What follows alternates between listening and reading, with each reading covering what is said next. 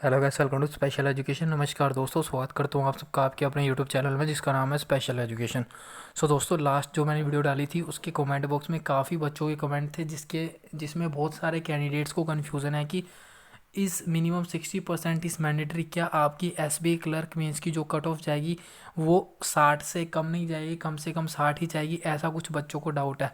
तो ये मैं हम ऑफिशियली आप लोग को प्रूव करके बताऊंगा। और बहुत बच्चों को डाउट है यार, कमेंट बॉक्स में एक्चुअली काफ़ी बच्चे डिस्कस कर रहे थे, काफ़ी डिबेट हो रही थी, तो कुछ बोला था हाँ ऐसा है, कुछ बोला नहीं है। ठीक है, तो मैं आपको ऑफिशियल नोटिस की तरफ ले जाके प्रूव करूँगा। उससे पहले अगर आप लोग हमारे चैनल पर पहली बार विजिट कर रहे हो तो प्लीज़ चैनल को सब्सक्राइब करके बेल आइकन को जरूर प्रेस कर लेना, ताकि आने वाली हर वीडियो का नोटिफिकेशन आप लोगों को अपने मोबाइल स्क्रीन पर मिलता रहे। सो चलिए दोस्तों, स्टार्ट करते हैं बिना कोई टाइम वेस्ट किए। सो दोस्तों, ऑफिशियल नोटिफिकेशन है, हम लोग यहाँ से आप लोग पढ़ना शुरू करो।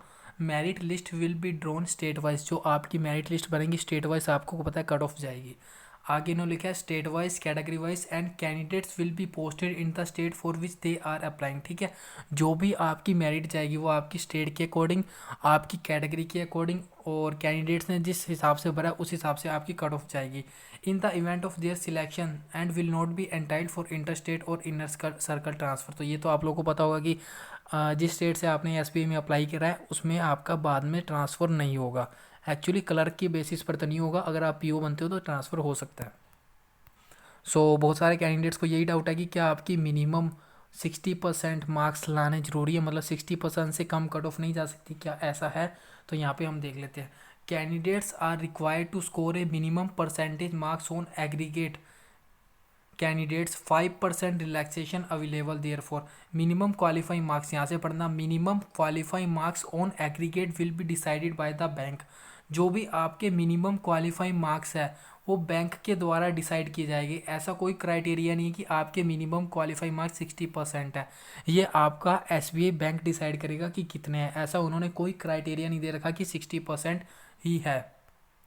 आगे इन्होंने लिखा है कि no minimum qualifying marks for individual subject are prescribed.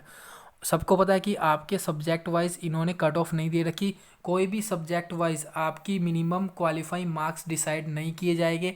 और जो आपके overall minimum qualifying marks decide किए जाएंगे, मतलब जो आप लोगों की ओवरऑल कट ऑफ जाएगी उसके जो मिनिमम डिसाइड किए जाएंगे वो आपके बैंक के द्वारा डिसाइड किए जाएंगे। ठीक है, 60% क्राइटेरिया बिल्कुल गलत है, ऐसा आप लोग को कहीं देखने को नहीं मिलेगा।